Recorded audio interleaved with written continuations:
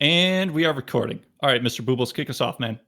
All right, so this week we have Andrew Tessier on the podcast with us. So Andrew's working at Microsoft now as a technology strategist, and we just thought, hey, it'd be great to have you on, Andrew, and just talk about, what does a technology strategist do, and how different is it from organizational agility advising that Jeff and I work on right now. Jeff's more of a product owner right now, but he's done that in the past. Yeah, no, thanks for having me, guys. Yeah, I've been at Microsoft just over 6 months now, and I'm loving it. Not just because it's a cool company with a lot of cool tech, but a lot of the things that we're working on, I really think will change the way healthcare organizations run and how they deliver care and how they apply technology to deliver care. And that's really why I decided to join. And that is genuinely what my position does, is to work with healthcare organizations to apply our tech to help them be better at what they do, better at the care they deliver, better at the way they treat their members as an insurance carrier, and generally looking for ways to make both the delivery of care and the payment for care easier for patients and members. And that's what I do. I actually only serve 2 customers. Yep. And my role there is essentially a dedicated CTO representing Microsoft. So, as you look across our portfolio of products and services, as a customer, it can be a little daunting to navigate because you have people trying to sell you software. You have people trying to implement software, right? And you're really just saying, like, these are my goals, help me get there. And my job is to really work with them to say, let me help navigate the organization. Let's focus on what your North Star is, right? And then how do we get you there incrementally? Because a lot of times what they want to do is pretty aspirational. You can't just leap there. You have to kind of walk there. And most of these organizations don't practice methods of agility, but the one I work for does. So it is really just a combination of those things, which is, where are you trying to go? How can our tech help you? And then how do we apply methods of agility and cloud to get you there? So it's really fun. It's like a perfect fit for me. I really got lucky. The literally, I think just Friday, maybe it was, somebody had shot over a link to, I can't remember exactly what it is, but Microsoft just released something, and it's sort of like IntelliRx script or something like that. I just saw a headline for it, but it was basically, so I'm in a similar space right now with what I'm doing. And what we're finding is a lot of the EHR records, so electronic healthcare records, all the interoperability. So when you go to a doctor, it doesn't matter which one, they're all entering that information into a system that can be brought with you wherever you go, right? You own your healthcare data. Sure. But a lot of it's just free form text, right? You go to your doctor and it's like, hey, how are you feeling? Oh, have you been taking this medication, right? And it's just, they're free form entering it. And I think Microsoft just released some sort of scripting, I'm going to butcher this, not scripting language, but ability to parse and read that and make it detectable by systems in order to get it into storage type mechanics. Is that coming out of your area, or is that completely unrelated? I'm just kind of curious. There's a jillion things going on at any given time, right? So I'm not surprised to hear that. A lot of things we're doing with AI, along those same lines, where providers can spend more time focused on the patient and the interaction with the patient during the encounter, rather than doing what you just said, which is, clickety clack, right, and looking at the screen instead of looking at you as a patient. So there's a plenty going on there. I don't think people really know, and they wouldn't need to unless they work directly with us, how invested the company is in healthcare. There are full product groups that just work on healthcare use cases. Whereas you get other enterprise software companies, they try to just apply what they have to the use case and modify it. We have full groups, research groups, Next Tech, Next Health, that are working just on artificial intelligence, machine learning. How do we actually create intellectual property to solve those very problems? So there's constantly products coming out. You'll see stuff being built on top of Teams. You'll see stuff being built within our Biz Apps, Power Apps platform that's specific to healthcare, like HoloLens. All of these product groups are really dedicated to the space because there is sort of a genuine care for it. If you look at the leaders within our health group, they're all longtime healthcare veterans. They're not salespeople who are just coming in to sell software to healthcare. So it's a really cool place to work. In fact, I did an interview at another big tech company. I wanted to get into big tech because I had never worked in it, and I'm kind of winding down my career, and I wanted to spend the last part of it like, how could I really apply tech to make a big difference? And in interviewing with the other big tech company in Microsoft, it came pretty clear to me like, hey, we're not just ambitious about the space and sort of curious about where we can work there. Like, we're already invested. We're hiring people with depth of background, and we're really looking for people to go in and challenge their customers to be better, right? Mm-hmm. And we're going to build tech that supports it. So those products, other products, Jeff, they're coming out all the time. I mean, that's one of the beauties of the cloud, right, boys? It's like, you don't wait, a year and a half for releases now. There's rings coming every day, right? And you can be early in the rings, or you can wait a while and be later in the rings, but you're not like waiting a year and a half for a product anymore. I mean, that's cloud. If they're invested in using software in our data centers, they get it pretty darn fast. So it's really fun to see. So you also had mentioned a few different. So healthcare space is pretty big, right? You mentioned you've got the providers, the people who are actually providing the healthcare. You've got the insurers out there. You've got the members that are receiving it. Probably other ones as well. Is there any? So in your role is more of the strategic sense to that. How do you differentiate who you're going to be going after? Yeah, my boss decides that. So yeah, when I was interviewing with Microsoft, I was trying to find a place where I could make the biggest impact, and it wasn't.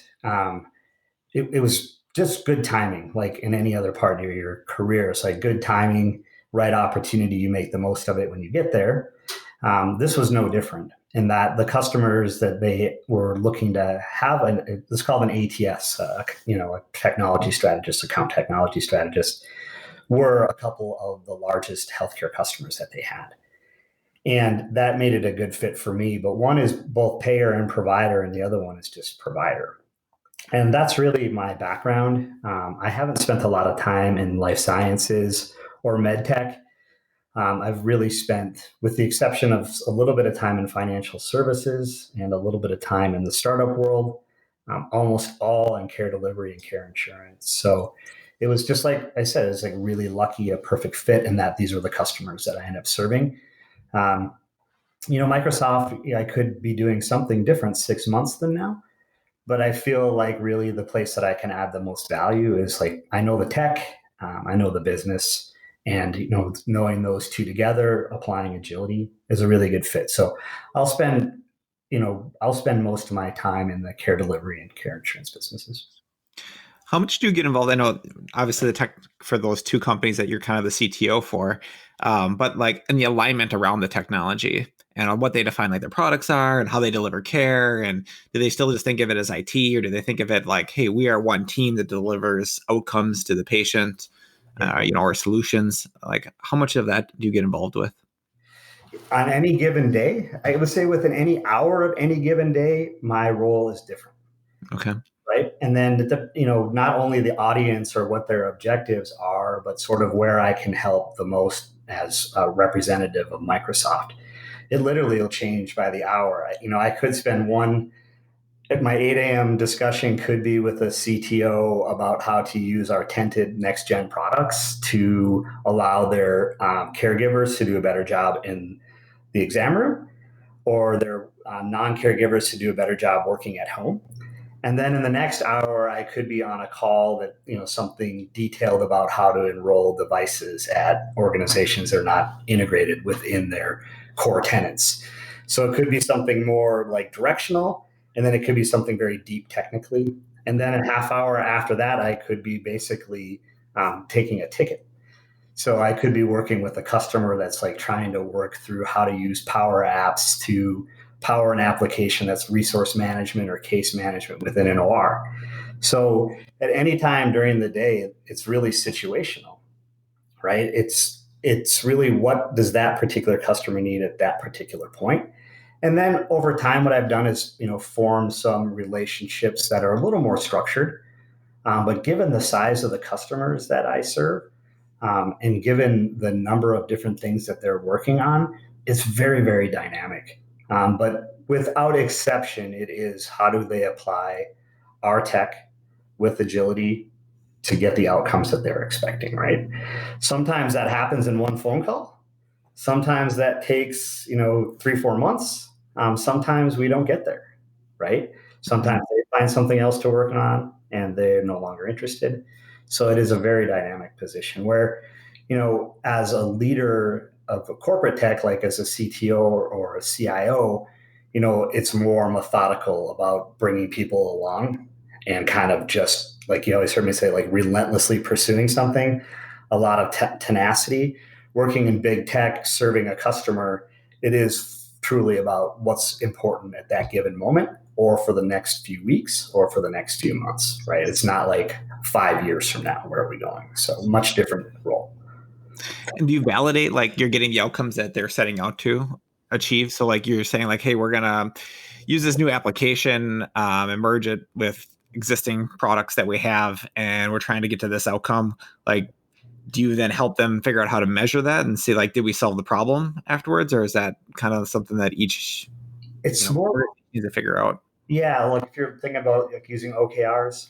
Yeah, or that, or just like, do we set some type of outcome and then do we validate that by like feature usage, or like, are we hitting some outcome by using this technology, this product? Definitely. It's a little more binary, right? When you're working in big tech, it's kind of either yes, it worked or no, it didn't. And when the answer is no, it didn't, there's a gap there that needs to be filled. Whereas, in trying to achieve some goals, you see different measures of success, right? Like we got halfway there or 3/4 of the way there based on what our objectives are. It seems like when you're working with the customer, it's like either it worked or it didn't, and there's a gap.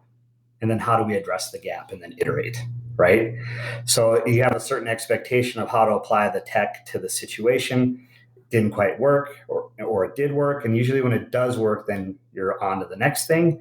When it doesn't work is where we start to kind of work across our organization, starting out with like specialists and then go into the product group. And then if the product group doesn't have it in their backlog, my job is to advocate for the customer and bring it to the executive, right? So the product executives. Very much like a structure you guys are used to with the product owners. We have principals, and then we have all the way up to executive sponsors that define the backlog. So when the answer is no, then it's like, what's the gap? And then how do I help represent the customer to get that gap filled? So anyway, what I was going to throw out there was, so we're just hopefully here in the very short future, we got a verbal okay with it, but we're going to be starting a pilot here with one of the children's hospitals in another state here. And so when we're defining this pilot, right, what are the outcomes? And in the medical space, by the way, outcomes means something a little bit different than what we would think about as outcomes, right? So we're going to use the term outcome to say like, we're going to run an experiment. What do we want the goal to be, right? And how are we going to measure against it? So as an example, one of the key outcomes that we're going after, one of the goals that we're going after is reducing the amount of canceled procedures, right? Okay. So if you use our application, what we're hoping for is there's more real-time feedback from the payer or the member that's going right to the provider. They can check in with that because there's more real-time. There's less day of or 24 hours beforehand cancellations. There's less cancellations because of they didn't follow the directions, whatever the case may be, right? I think it's like colonoscopy might be one of them where they have to have somebody because of the anesthetics that go or something like that. They can't drive themselves home. So literally, right. Like one of the things is, you have to make sure that somebody is there to pick you up and drive you home. And if you don't have that beforehand, when the nurse calls you, like they canceled the appointment. So anyway, that's what I think maybe, Jeff, you were thinking about, like, what is the outcome of how are we measuring against it? And what I heard a lot with what you were saying, Andrew, was, we're gonna think about that. But then at the end, it's now we can go back and actually, did the experiment happen? If it didn't, or did we get the expected results from the experiment? If it didn't, here's the gaps that we want to go back and try and dive a little bit deeper into to see if there are other technologies that we have internally that can overcome that gap. Is that right? Yeah, it is. It's very iterative, right? So you kind of, to your point, you come out with an expected objective in mind, right? That could be improved outcomes, like you just mentioned, with making sure people show up for their appointments. Colonoscopy is definitely one people like to avoid. So I'm not surprised to hear that that's one they want to get a little bit better at, making sure people show up. But if that's the expected outcome, and even more specifically, like, is it like 10% improvement, 20% improvement, right? And then typically the caregivers and the care protocol that support that, they have a pretty good idea of what they want, right? They know, like, it's abandoned here or it's abandoned here and the reason why it's abandoned. And then how do we use tech to improve that touch point, either in the way of like giving them some content to make sure they feel more comfortable with the procedure, right? How do we deliver that? When do we deliver that? And then they'll try those out. And then when they go to apply the tech, they might say, well, we still see these gaps. And sometimes those gaps can be filled by new procedures or applying the tech differently. But sometimes when you have something complex, like, I'm working with some customers to look at how to use HoloLens, right, to do physician education. Sometimes the tech just doesn't exist, right? So the gap might be like, well, we don't have the software. And when the gap is we don't have the software, that's when we start to bring it into the backlogs of the groups that deliver, software to millions and millions of people, right? So it's a little bit different situation than you'd see in a typical corporate environment. When you were talking earlier, you were talking kind of the two sides. There's the tech side, and then there's the agility side of this. So, yeah. Similar situations where when we're going out, we're talking with a lot of doctors, they can be pretty wowed with, especially EHR, right? Like when we have them log into the app and all of a sudden they pull down and they can see all of their electronic health records just right there in the app. Like they're kind of blown away by that. That's really cool. Right. But we don't have to deal with the agility side of that, right? We're software as a service, right? They're just going to be using our product. So sure. What does that side of the house look like when you're working with these customers? Is it, yeah, everybody knows agility because we're kind of dealing with the technology side of organizations that are out there, or when you're dealing with the provider space, when you're talking with doctors, like this agile crap, what is it? Why are you talking to me about it, right? Like what is that conversation like? Yeah, I've found that it's better not to be explicit about it. I found it's better just to be implicit, apply the principles, apply the techniques, and then just use them to be successful rather than trying to take a step back, because I don't have to like convince a whole organization to apply methods of agility, like where you and I met, which is like, hey, there's a lot of value to agility. Let's get a couple thousand people doing it. Where what I have in these situations, like, hey, I have this situation, I know how to apply methods of agility to it, and they don't even really know that that's what's happening, but all of a sudden they're in the middle of it. And the great thing is, like, with the tech that I have at my discretion, it's super easy. Like, I'll be working with a physician group, and let's use HoloLens. Are you guys familiar with HoloLens? Okay, so HoloLens, Jeff isn't actually, like, I'm not. Give me a brief description of it. Bing it. Don't Google it. Bing it. HoloLens is VR AR, and it's the same sort of form factor as Oculus. It's our own version of it. But what the nice thing is we have a whole stacks of software behind it, whereas Oculus is probably more specific to new platforms of development. Ours is more specific to the enterprise, right? Okay. And so we see, let's say we have a physicians group who wants to use the Oculus to create a video to allow a physician to put on the HoloLens to show them how to don and doff PPE, during COVID, right? So how do you put on this really expensive stuff properly so you can go into a COVID ward and protect yourself and the other patients in there? So rather than sort of talk about how do we apply methods of agility here, what we do is we immediately set up a site to collaborate on it, right? We immediately set up a board, a Kanban board, right? And we start to use that board to show, like, okay, here are the first few things we need to do in a very short period of time. And we start to apply just real basic methods of agility to the situation. And then if it becomes more complex, then, hey, why don't we use something like Azure DevOps?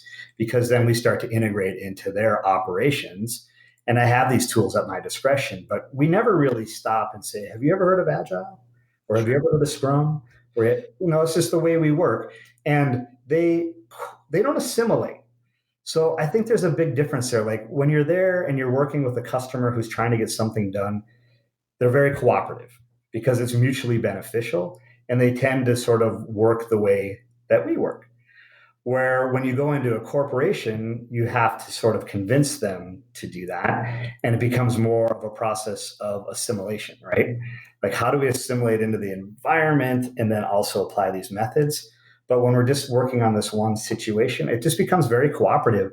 And it's really fun to see because all of a sudden they start working that way. So we have a product that I really love called Planner. And Planner is board based, right? And it it allows you to do things fairly quickly, but there isn't like product behind it. It's just a way to stay very organized. And I've used this now in a few situations, and I'll come back like a month later to check on things to see how things are going after we're kind of done, so to speak.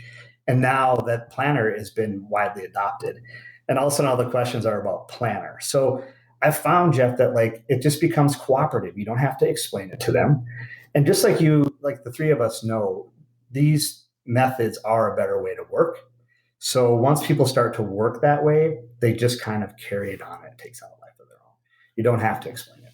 So is it like a lot of times it might be the first time someone's exposed to, hey, let's plan everything. And you're like, no, let's just like get one thing out and let's just see what it looks like after we maybe they want to do every type of like protective equipment. And you're like, no, let's just do the main one real quick. Let's see what that looks like. Right. You have a 3-minute, HoloLens, simulation that somebody can go through. And you're like, okay, do you want to use that? Do you want to keep going? And they get a lot of value just on shipping stuff quickly and understanding like you don't have to have everything right away, right? And then knowing most of them are licensed on our tech. So like I can set up a team site. We start cooperating there. I'll pop up a planner. I'll say, how do we get you onto the right parts of our Azure cloud or our modern work cloud or our biz apps cloud? And we just start working right away. And then typically they'll take what we start and they'll spend more time working on it. And then, so I'm on my own. So I don't have anybody that reports to me, but what I can do then at my discretion is I'll contact a few cloud architects. And to your point, Jeff, they'll say like, this is sort of the possible. We'll get started, and the architects will help them through it. And then they iterate, right? And then I'll check in a week and I'll say, did we get through these tasks or didn't we? And can we move these on the board, right? And then they start to work that way. So then I'll join them again and I'll find that the board is populated with a lot more activities now, right? And they're kind of using the capabilities on their own to drive it forward because at the end of the day, they own the software, right? They would own the HoloLens. They would own configuring the HoloLens, their own tech team. But now they're applying these methods of agility, and they don't even really know they're doing it. It really makes me feel great because if you look at what I'm trying to do, like the last part of my career is really make healthcare better by applying agility, which they don't typically, right? And using cloud to go faster, which they don't typically. And if you kind of try to sell that broadly across the organization rather than take certain situations and just apply it, it's a lot longer path than just like, this is the situation, let's apply agility, let's apply a cloud, and then look at how quickly you get to an outcome. And I can do that situationally, whereas as a CTO within an organization that has not practiced methods of agility, that has not applied cloud, you spend an awful lot of time trying to convince leaders that it's the right way to go, which has to be done. It's, and I'm glad I've had the chance to do that a few times in my career with varying levels of success. But it is a lot more gratifying just to like take a situation like, oh, let's use HoloLens to make sure your physicians are putting on PPE properly, right? So you have the tech, we have the objective, that's the objective, right? Let's use Planner, right? And then as we get a little more sophisticated, let's use DevOps. Let's start to apply these principles. And then when you leave, it just takes on a life of its own. And you start to see that happen in pockets of the organizations you work with. So it's really fun. It's awesome. Yeah. Sounds like you're getting much closer to the customer in your new role than, in the past, which is probably more gratifying for you because you're actually seeing like business problems or patient problems or physician problems getting solved, more rapidly, where you might not do that if you're, like you were talking about before, in a leadership position inside of a large organization. You're a little further removed from the actual people using your products. So it is nice. And I spend all my day every day with two different customers. Now these are big customers, so different areas within that customer. But our product teams, right? So it's really like me, customer, product teams, delivery teams, specialists, and it is really gratifying because I don't have to spend a lot of time trying to convince people to use it. It's just like, what's the best way to use it, and what's the way to get it done as quickly as possible. Mm-hmm. Yeah, it's a much different experience. So I'm going to steal Jeff's question from earlier when we were about to record, because you kind of started diving into it a little bit or hinted at it. What were some of your lessons learned from previous organizations as you kind of started them on their agile journeys, or came in midway through and had to like pick up things and take them to the next step? Yeah. You know what? It gets easier every time. I think that's because I get a little bit better at doing it, but I also feel like the environment's more receptive to it, right? And like I said, I've had varying levels of success at different organizations, and it's typically not with the people doing the work. Since I started practicing methods of agility to develop software in like 2002, right? What I've found almost every single time, without exception, is the people that are actually applying the methods to do the work are much more satisfied and much more productive if they have faith and they practice them with the goal of getting better, right? So that's been consistent pretty much the whole time I've been trying to do this with organizations. What I've noticed is conceptually, the decision makers in the organization have gotten more comfortable with the principles that come with being agile and the principles of service leadership as they become more broadly adopted. And advisory firms become more want to say it's okay, right? So I've definitely seen it get pretty much the same with the people doing the work, and quite a bit easier to convince leaders to do it, right? Whereas early in my career, we just didn't even really talk about it too much outside of the IT teams, right? You never tried to like do it organizationally. We were just like doing it within the software dev teams because we were putting out software quicker than the other teams were by practicing this. And then, as companies started to become more comfortable with it, and you started to see constructs like SAFe and less and so on and so forth happening organizationally, the leaders became more receptive to it, and you'd see these methods start to proliferate outside of the IT teams, right? The software dev teams in particular. So it's definitely gotten easier because of that, but you're still at a point where a lot of the executives, and myself included, we were taught to manage differently, right? And there's still always this barrier there because when I was in school, we were taught very much industrial, how to manage things through an industry, applying industry and production concepts to everything. Everything you're producing something, everything should follow these constructs. And a lot of these executives have found success in applying sort of a control environment, production environment, using production concepts. They've made their career out of that. So now they're at a point now where they're at the pinnacle of their career, and you kind of come in and you say, guess what? That's all wrong. Or not so much wrong, but it could be better, right? Yeah. You could let people have more autonomy. You could let people just, the direction that you give them, you just say, this is what success looks like. Come talk to me when you have a barrier or you need an enabler. That's difficult proposition for them, right? And sometimes fundamentally, they don't believe in the concepts of agility or service leadership. So what I've noticed along the way is, although it's become easier, it's not easy. And until the leaders who have worked in that model all the time are the ones making the decisions, it won't be easy. But that doesn't mean that it's not worth doing. And that's no fault of anybody, right? Like these executives are remarkable, across the board. All these organizations I've worked with, they're all well intended. But applying these new ways of working is a bit of a stretch for them. Yeah. And it's not easy always to participate, right? Until you truly believe in it. So it's gotten easier. The teams who practice it still love it, right? And along the way, I've found that working with the people who run the organization is getting easier and easier. There's still a bit of barrier.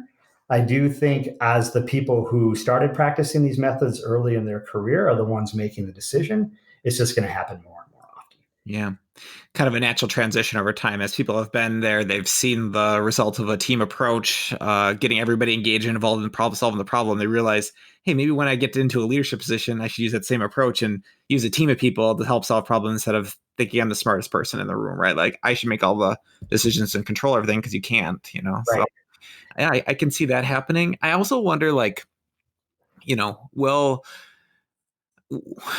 know how well can it happen faster? Can it happen sooner, or will there be I'm thinking of some of the big tech companies that are out there, that you're talking about. Like if they're already doing a lot of this stuff, right? Yeah. And they're building stuff so much faster than what some companies are.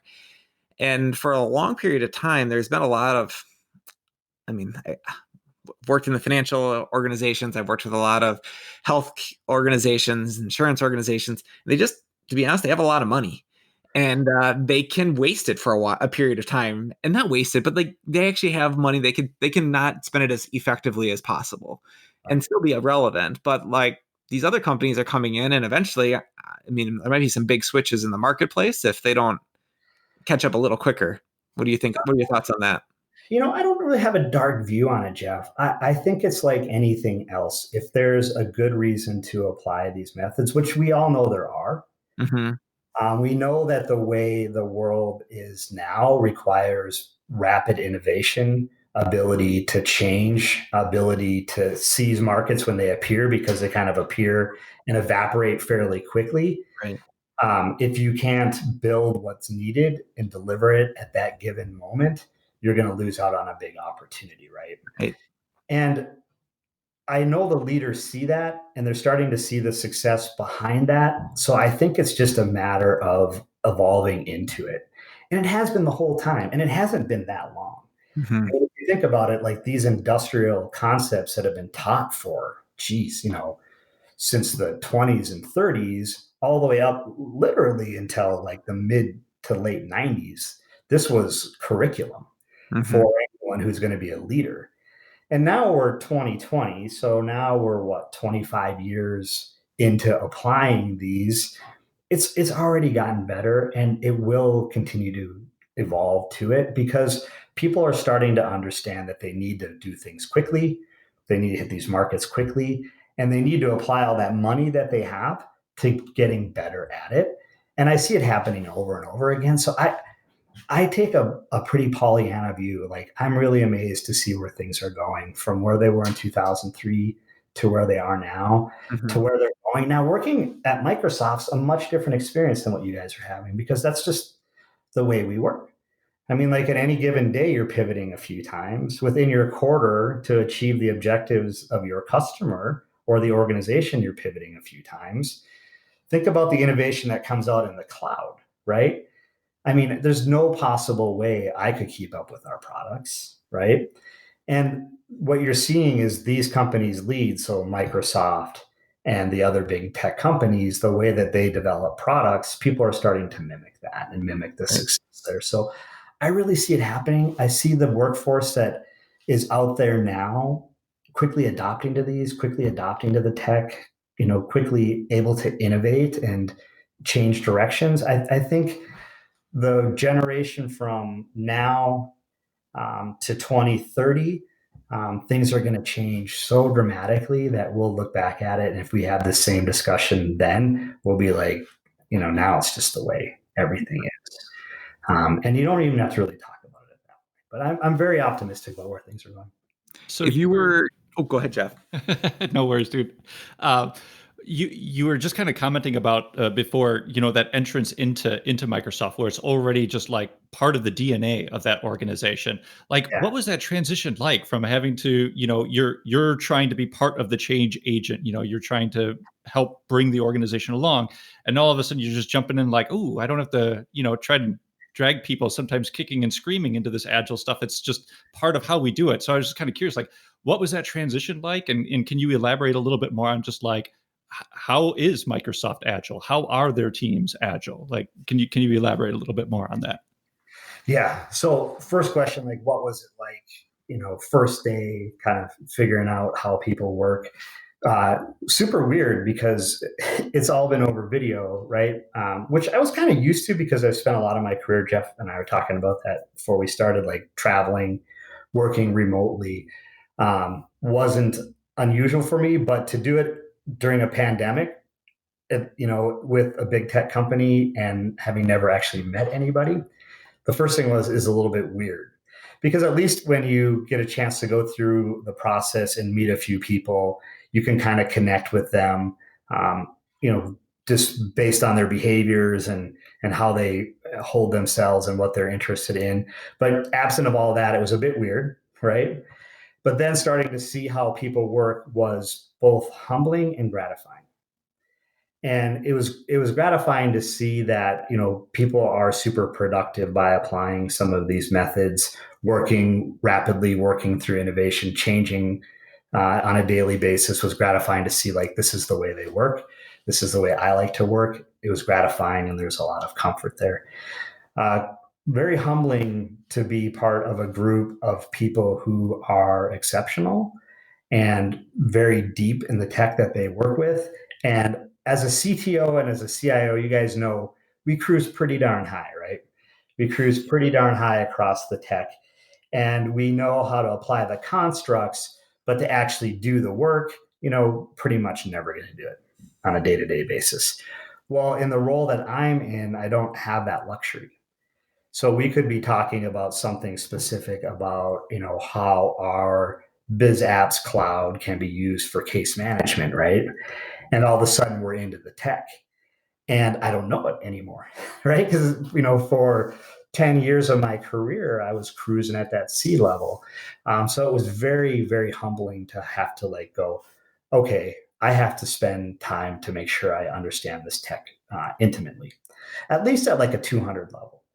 So what I found for like the first 3 months was I would participate in these discussions, and then the next morning I would spend the whole morning, and because I have access to everything, right, learning the tech. And it was really nice for me because I've always been, I started my career as a developer. I've always been close to the tech, but as an executive, I just kept getting further and further away from the tech. Sure. And then, although humbling, it's also been a really good chance for me to ground myself again in how the tech works rather than just actually talking about the tech. And also having access to these really talented cloud solution architects who are, graduate level. And then even beyond that, to work with the people who develop the tech that the architects use. So that's been very, very humbling for me. And as gratifying and comfortable it is to work with like-minded professionals who believe in methods of agility, it's also been pretty humbling to work with people with the depth of intelligence and knowledge on specific things. Like, I can talk conversationally about AI, but if I actually have to like start to code AI models and machine learning models, I can't. But now the more I do it, the closer I get to actually being able to apply. So that part's been fantastic for me to get closer to the tech again. And I have the time because I don't have any managerial responsibilities. It truly is an advisor role. So I can dig into that as deep as I want to, as long as it makes sense for what we're trying to work on. So that's been awesome, really awesome. How much has your approach changed with that advisory role? I mean, you really have no authority, I'm assuming, in these organizations to like, you have to lead through influence, through guidance, through coaching, right? Through asking powerful questions, things along those lines. Yeah. How has that changed, and how do you feel about that? At first, it was hard, Jeff. I mean, being an executive comes with a lot of privilege. And sometimes I would look back at that privilege and be a little bit embarrassed by it, especially given what we've seen this summer Mhm. and sort of the acuity that's come to privilege and the implications of privilege. But having resources at your discretion where you have a bunch of smart people and you can just say, I need this, and you just get it. And then being completely absent of that, again, is humbling, right? Mhm. Because now it's like I have to produce this on my own, and I have to, in addition to managing my day. And I used to have a lot of people that would help me with that. So absent of all that, you're kind of like, okay, how am I going to be successful? Because I have to not only manage all of this, but then to your point, like, how do I convince people to actually use the tech? And, that's always situational, right? So when you come in as an advisor, you may be in a defensive posture where, like, we're trying to use this and it doesn't work and it sucks. So make it better. Or I don't know anything about the tech. Teach me. And then it's a much longer process. So they're using it and it stinks and they want it better. They know nothing about it, or sometimes in between there. And a lot of times it is just about listening. In fact, not a lot of times, all the time it is just about listening. Either if it's listening to, like, this is broken and I hate it. So let's talk about, use our 5 whys that we've learned over the years. Mhm. And then let's get to what the problem is, or let's talk about why you're really interested in the tech. Like they may say, I'm really interested in Teams for virtual visits.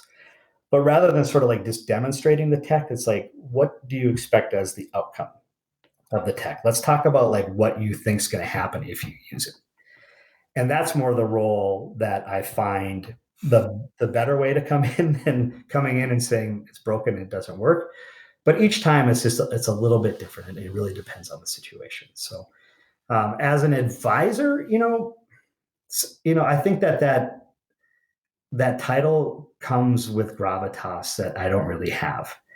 My job is to help our customers be successful with our tech. And sometimes, like I said, sometimes that is providing advice. Sometimes that's just getting them to the right place in the organization. So really, the term strategist is really, how do you navigate our organization to be successful? And sometimes it is providing advice, and sometimes it's just connecting. Sometimes providing advice when things aren't working the way that they're expected. Sometimes correcting assumptions about what they can do. It really is helping them navigate the situation. So, Andrew, I just wanted to pull out a few points that I heard you just talk about here from new level leadership. So we were talking about how, traditional manufacturing leadership of working on efficiency and, that type of way that many people have been trained. And now we're saying, hey, in this agile world, we kind of want people to lead different. It's complex. We can't just dictate and control everything. We need to take more of a feedback mindset, and we need to lead and empower people. And you just talked about how you made this transition from being an executive leader to being more an advisor role. And I heard some things that I think can apply in both those situations. The Yeah. things I heard were listening is really important, being level 3 listening to what people are saying without trying to like maybe come back with what are you going to say, but just really listening to them, being humble. I think that was a big thing you hit on a lot there. Like Yeah. humility, like a lot of people will give you a lot of grace if you're very humble with them, right? And I think that's something I've definitely noticed with you when we've worked in the past.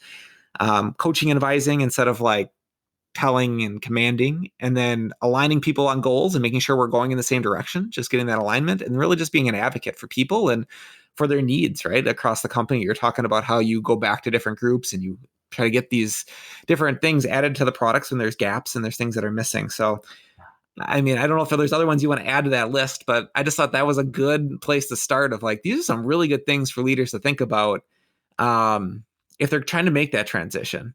Yeah.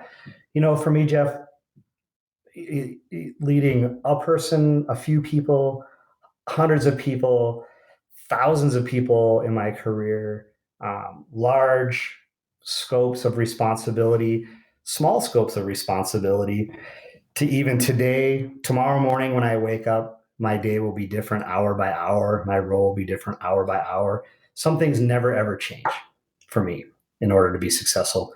One is you have to listen, right? Mhm. And you have to listen with empathy and you have to listen genuinely.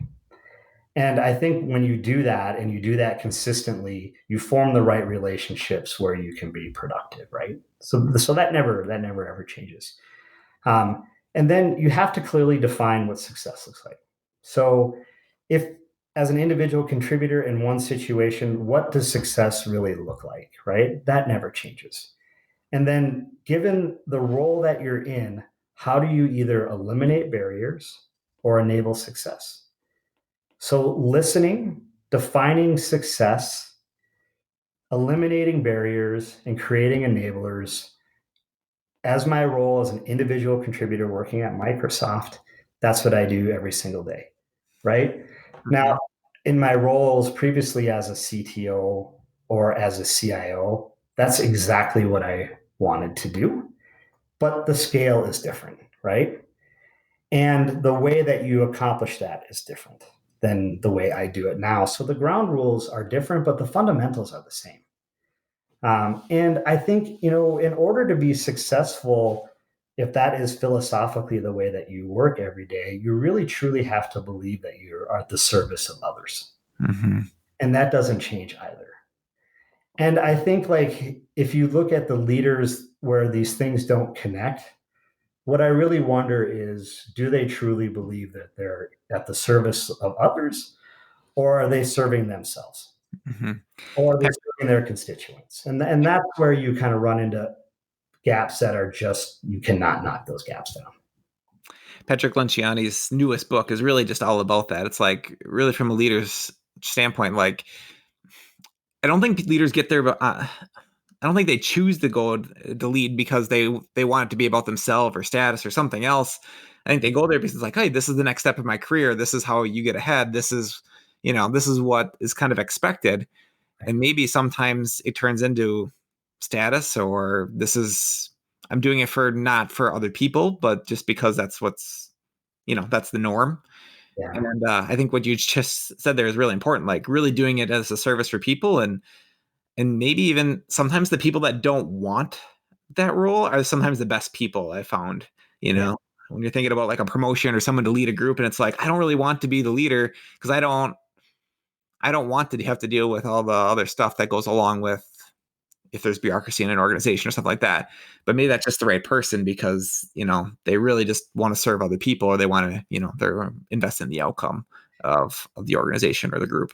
So, Exactly. Yeah. And, a true service leadership, and that concept's as old as some of these industrial leadership concepts, yeah. right?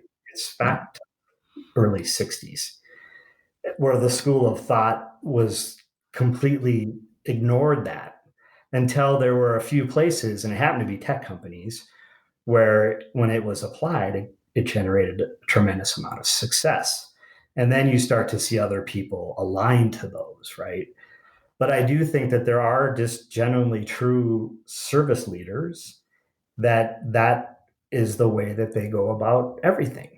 And there aren't as many outside of tech that you see that behave that way. And when you're out there day to day, I think you see that too, right? And when I say that to people, I think that they think I'm being critical of executives, like they don't get it. I'm better than them because this is the way I behave. That's not all. It has nothing to do with that at all. Um, all these folks have found success in different ways. It's just that the approach to service leadership is something that resonates with me.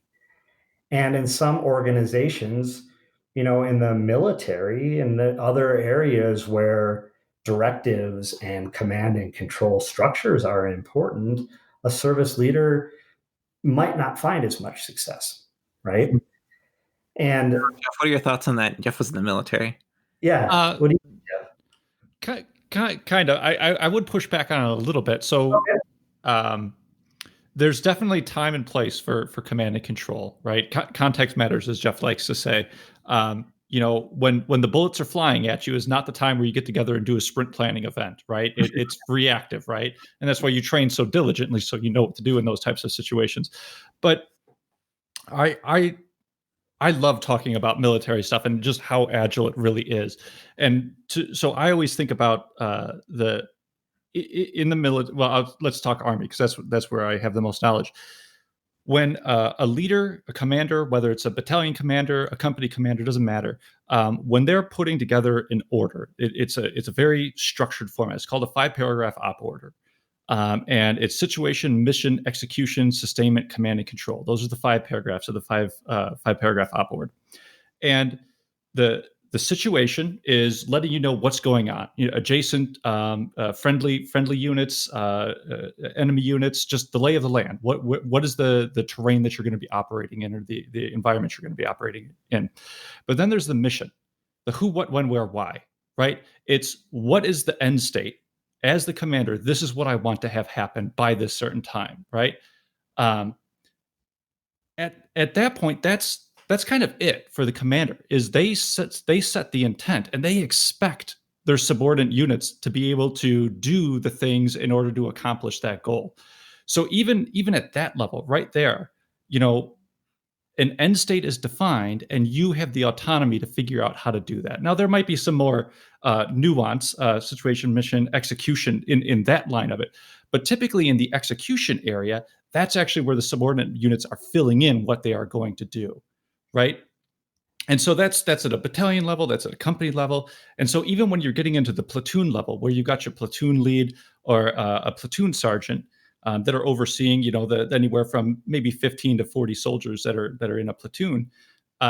Even at that level, again, it's the same thing. Some leader is there putting out an end state. This is what I want you to achieve. And taking a step back, we've already done the training. I already trust you to know what you need to do in this situation. Make it happen. Sorry, that was a little bit of a rant, but I always love awesome. the connection between them.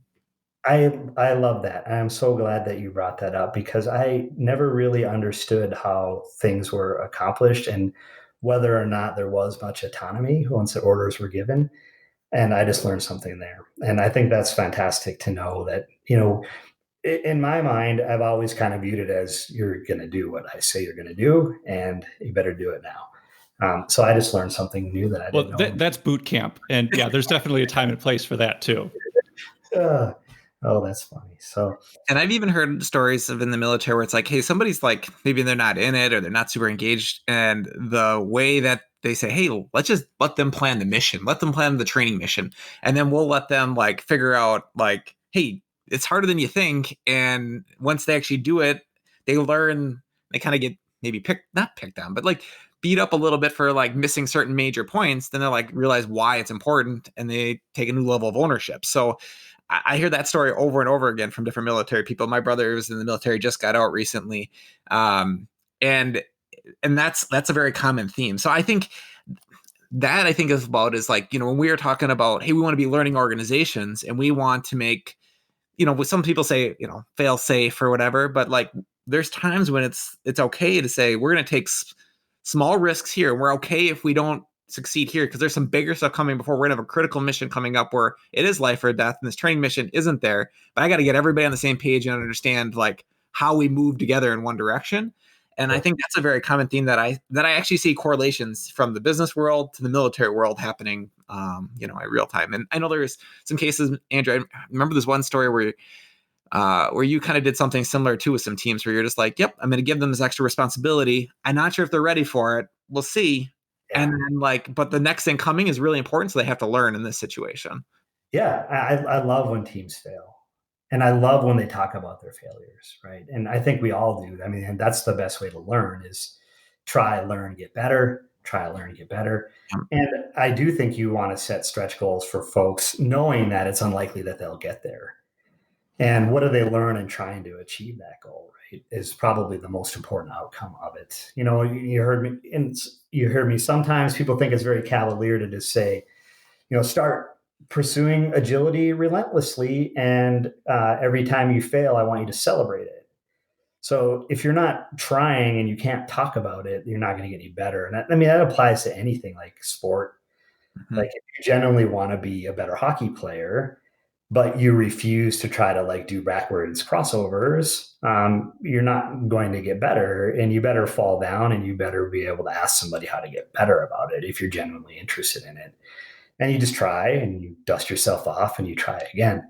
In a corporate world, when your paycheck depends on it, it's a lot scarier to do, right? So, like, if you've been doing the same thing in IT for 10 years and you keep getting paid to do the same thing in IT for 10 years, and then someone comes in and says, there's a better way to do it. I want you to try. It's okay to fail. In fact, when you screw up, I want to know about it. I want you to celebrate it glamorously.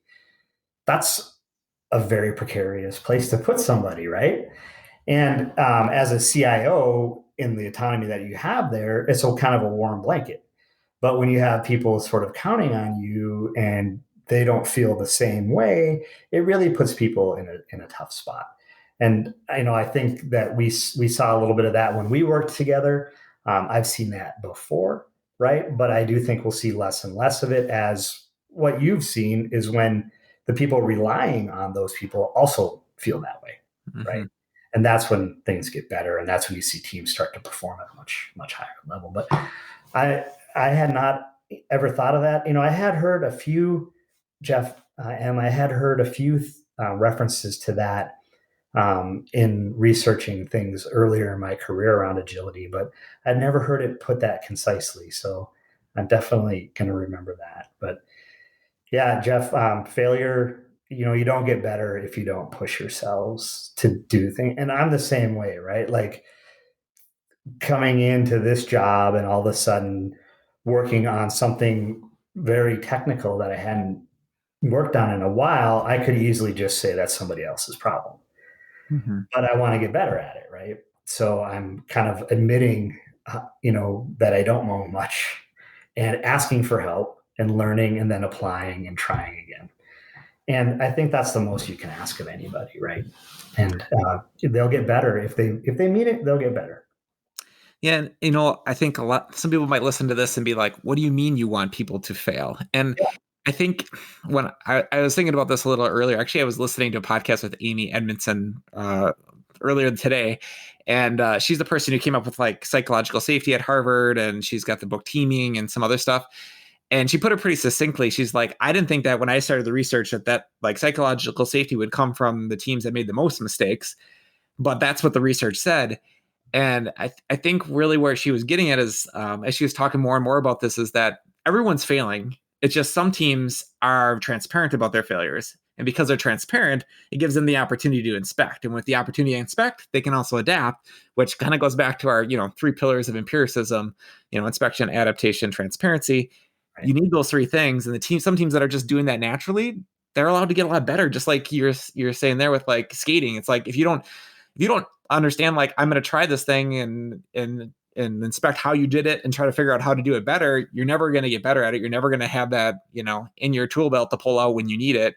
And so you're never going to get to that next level, right? There's always going to be that thing blocking you. So yeah, I think one thing that we need to do a better job as Agilists and informing people about it is, yeah, you want them to fail, but you want to equip them for that failure so they can do it safely, right?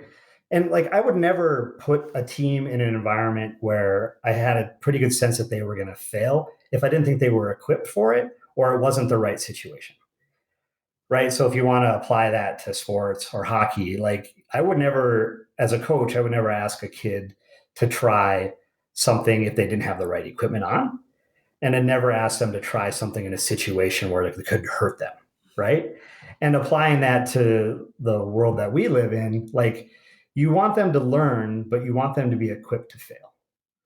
Right. So you want them, if they have to fall back on the old ways of doing things to be successful, that's fine. Right. Or if they do fail, you don't want to do it in an environment where it could, hurt them or hurt the company or hurt the teams that they work with. So I think equipping people to be prepared for failure is important, not just, philosophically, but putting them in the right situations where it's okay to fail, right? You don't want to put it in a situation where if they do fail, it's going to come with repercussions. Right. So And that's sort of something you have to gauge as a leader and make sure that you're setting them up in the right spot. Right. So, and that's not easy to do. And you kind of have to pick your situations, right? But the more broadly that you start to apply these and the more people that are leading other people, then they start to get it too. And it kind of takes on a life of its own. Mm-hmm. So cool. So that's some great advice on like failure. I really like that. How about some other lessons learned that you would, you've had a long career, you've started, you were doing extreme programming at one point and got to C-level, and now you're working for Microsoft advising people. Like your career's had a, broad spectrum of different things that you're doing. What were some other lessons learned that you say are like just crucial for anybody kind of going through the same type of progression? I think for me, and I think where I see other people grow is to stretch yourself to, there's not just a path, right? Like when I became a CIO or a CTO, I never aspired to that. Like when you're 11 years old, you don't say like, I'm going to be a CIO someday, right? It's just not in people's genes to do that. You kind of have you'll find opportunities in your career. And when that opportunity is presented, the only thing you can do is do the very best you can with the circumstance that you're in, learn from it and move on. Right. And if you kind of look at every situation that way, paths will start to present themselves, but don't be afraid to take a path you didn't expect. Right. Mm-hmm. And always apply the same philosophy though. Like this is a situation I'm in. This is the best way to be successful. No matter what the outcome is, I'm going to learn from it. Because I've had things end the way I didn't expect them to a few times in my career at sort of big public venues, right? But it wasn't because I wasn't trying to do the very best thing, given the very best circumstance. Sometimes the outcome isn't always the way you expect. Learn from it and then decide where your path is going forward, right? And I think if you can kind of go into that in any career, which is I'm going to do the best I can in this situation, and I'm going to learn from it, and I'm going to move on to the next situation. That's really the best you can do, because a lot of times decisions and things that happen are outside of your control. The way that you react to them, the way that you respond to them, and then how you move on from them is what will define you as an individual. And that's what you have control in, right? Is how you react to the situations that you're with. Yeah. So like, given the circumstance that you're in, how do you be as successful as you can be? And then if it doesn't go the way that you want, how are you going to respond to that? And what are you going to do differently the next time in a different situation, down a different path? And I think if you can just be honest about that every time and set aside your own ego, you'll find that your career can be very rewarding. And it doesn't have to be financially rewarding. Sometimes the two go hand in hand, but really sort of the impression that you leave with the people that you worked with. So the only thing I'll ever say about like where I've been is, with very few exceptions, I've always been proud of the teams that I've created and the difference that I've made, and the relationships that I've formed. So I've never really let those have always been sort of coveted to me. And like I said, that things haven't always gone the way I expected. It hasn't always been because of effort, but I've always learned from them. Mm-hmm. And I pretty much can say with consistency, I've always tried to do the right thing. So that will make for a pretty good career. Sometimes you'll make money doing it that way. Sometimes you won't. But I think you'll at least have some pride. And probably happiness and fulfillment from that, right? Like if you're always doing your best, you're leaving people with that impression, right? Like, and you're approaching things, I don't know, with an attitude of, it seems like humility, empathy, building relationships. That seems like a good place to start. So can it be better? And people get sick of hearing me say that, but I think it's all about that. Like, can we try, learn, get better, move on to the next thing? and do it in a way where you respect the individual and be empathetic to the situation. Mm-hmm. So, Well, this has been a great conversation, Andrew.